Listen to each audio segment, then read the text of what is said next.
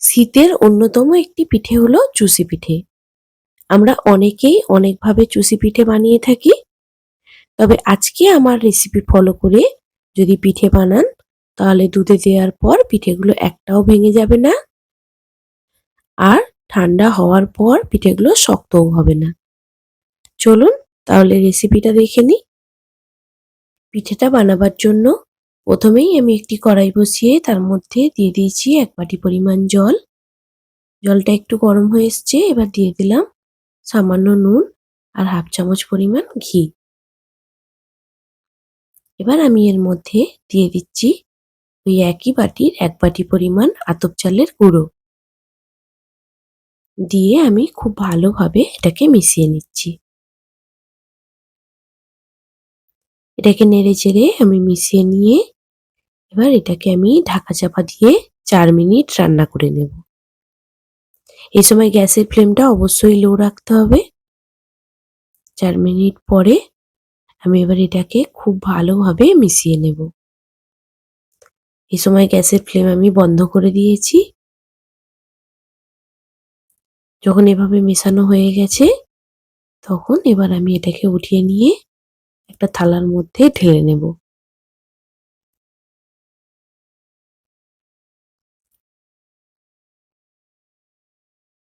এটা অল্প গরম থাকা অবস্থাতেই এভাবে একটু মেখে নিতে হবে।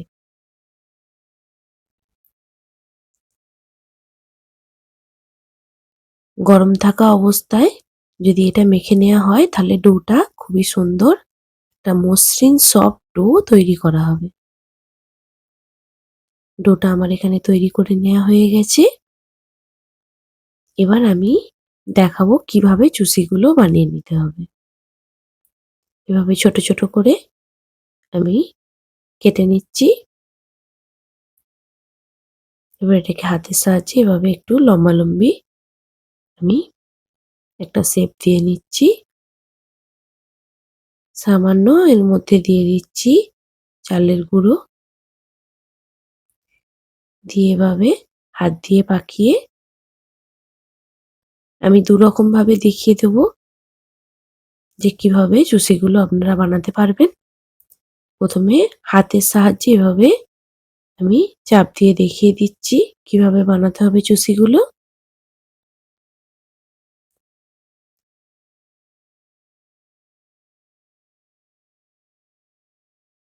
এবার আরো একটা পদ্ধতিতে দেখিয়ে দিচ্ছি। এভাবে ছোট ছোট করে বলগুলো কেটে নিতে হবে। আমার আমার মতে সবচেয়ে সহজ পদ্ধতি হলো এটা। এইভাবে চুষি বানানো আমার কাছে অনেকটাই সহজ মনে হয়। তবে আপনারা আপনাদের সুবিধা মতো পদ্ধতিতে চুষিগুলো বানিয়ে নেবেন। হাতের তালুর সাহায্যে এভাবে প্রেস করলে দেখুন কত সুন্দর চুষিগুলো তৈরি হয়ে গেছে। আমি সবগুলো চুষি এখানে বানিয়ে নিয়েছি।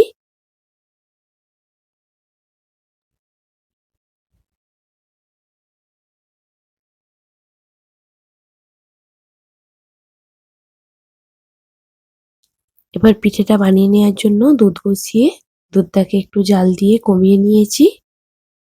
এর মধ্যে আমি দিয়ে দিলাম একটা বড় সাইজের তেজপাতা আর 2টো এলাচ।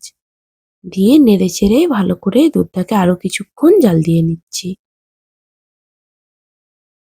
খুব ভালোভাবে যখন দুধটা ফুটে উঠেছে, তখন আমি এর মধ্যে দিয়ে দিচ্ছি 1 চামচ পরিমাণ ঘি।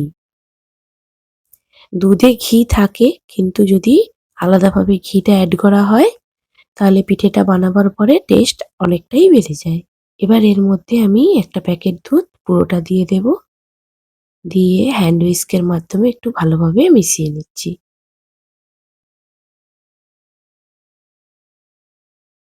খুব ভালোভাবে মেশানো হয়ে গেছে। এবার এর মধ্যে আমি অর্ধেকগুলো চুষি দিয়ে দেব প্রথমে। প্রথমে অর্ধেকগুলো দিয়ে দিয়েছি। এবার এটাকে হালকাভাবে একটু নেড়েচেড়ে 1 মিনিট রান্না করে নেব। 1 মিনিট পরে আমি বাকি চুষিগুলো দিয়ে দেব। একসঙ্গে সব চুষিগুলো দিয়ে দিলে ভেঙে যাওয়ার সম্ভাবনা থাকে। সেজন্য একসঙ্গে না দিয়ে 2টো স্টেপে চুষিগুলো আমি দিয়ে লো হিটে 8 মিনিট রান্না করে নিয়েছি। 8 মিনিটেই চুষিগুলো এভাবে দুধের ওপর ভেসে উঠেছে, মানে চুষিগুলো সম্পূর্ণভাবে রান্না হয়ে গেছে। এবার এটাকে হালকাভাবে একটু নাড়িয়ে আমি দেখিয়ে দিচ্ছি চুষিগুলো কত সুন্দর তৈরি হয়েছে। এবার আমি এর মধ্যে মিষ্টি অ্যাড করব। এর মধ্যে আমি দিয়ে দিচ্ছি 150 গ্রাম পরিমাণ বাতাসা। আপনারা চাইলে এখানে চিনি কিংবা গুড় যে কোনো কিছুই ব্যবহার করতে পারেন। আমি এখানে মিষ্টির জন্য বাতাসা ব্যবহার করেছি। দিয়ে হালকাভাবে আরো একটু নাড়িয়ে চাড়িয়ে দিচ্ছি।